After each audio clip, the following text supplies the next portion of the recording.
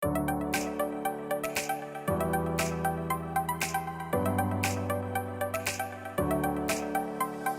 how did you engage your constituents and stakeholders in the negotiating process? How are they involved in the monitoring and evaluation of the CBA? How is labor involved, and how will they continue to be involved?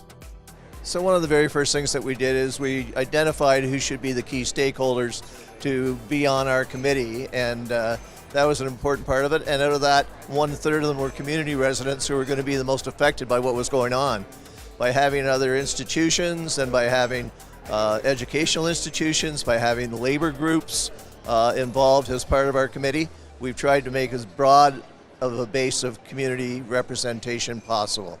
All right, so the Hamilton Community Benefits Network formed about 18 to 20 months ago in response to the provincial offer of $1.3 billion to build an LRT line across the busiest corridor in our city. It started out as a small group of volunteers who branched out across the city. The Hamilton District Labour Council and the Hamilton Brantford Building Trades formed the nucleus of the labour organizations pushing towards this. And from there they reached out to various community associations and organizations across the city to stitch together a broad coalition of almost 100,000 people represented in order to bring the largest number of voices to the project that we can in terms of extracting the best deal for community benefits, thinking that we needed not just the provincial authorization for community benefits, but a little bit of political muscle in a broad coalition to help us form that network and to get the best community benefits agreement we could.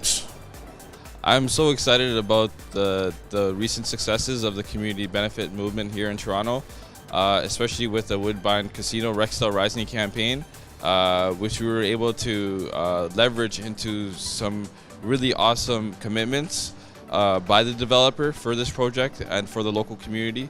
We're going to see local jobs, a 20% commitment for local jobs, in addition to 20% social hiring for all residents of Toronto, in addition to commitments for local businesses and social enterprises, as well as a lot of neighborhood improvements, right? So assessing some of the barriers that we were able to identify in creating our vision for this community benefits agreement, and understanding that one of the major barriers was that childcare for people to access employment, and to get a $5 million commitment from the developer for a childcare facility in the area is a real success. So Halton Region has been given one of the 5 pilot projects from the province of Ontario. We're going to be getting the 21-room consolidated courthouse being built in Halton Region. It's going to be one of the 5 pilot projects for community benefits agreements, and we're gearing up and getting ready to go. We have recently moved our organization from an advocacy, awareness, and advocacy organization trying to get community benefits. So now that we do have a pilot in the pipeline, we're going to move towards more of an implementation model where we're looking to Toronto Community Benefits Network to actually help us leverage their relationships and their advice, their best practices, to rejuvenate our organization, to make sure that the voices at the table are the ones that we need, and to ensure that we have who we need to move this forward. We're very fortunate 2 weeks ago when the Bridge Authority made the announcement with regards to what they've proposed. There will be a process in there for community representation on a committee that'll meet on a quarterly basis. That'll be an overseer of the community benefits that are a part of the project. So the Hamilton Community Benefits Network represents approximately 100,000 people across the city of Hamilton between our various constituent members, between labor and our various community and neighborhood partners, as well as organizations. And what we're looking to accomplish in the next year is to build on the success of the Toronto Community Benefits Network in our conversations with Metrolinx, in terms of getting a CBA that is made in Hamilton, that represents the needs of Hamilton.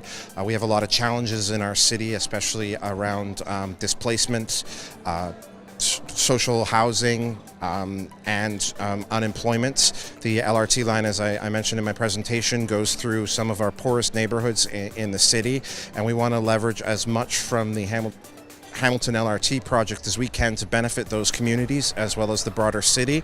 But also we would like to see more community benefits agreements in the private sector. We're looking at billions of dollars in development in the next few years, especially along the LRT corridor, and we want to see what benefits Greater Hamilton can get from those developments. It was incredible and unprecedented to have these 4 community benefits coalition from Windsor, Essex, Hamilton, Halton, and Toronto community coming together and just speaking to their journey of community benefits to date and the successes that we've been able to achieve with this community benefits movement.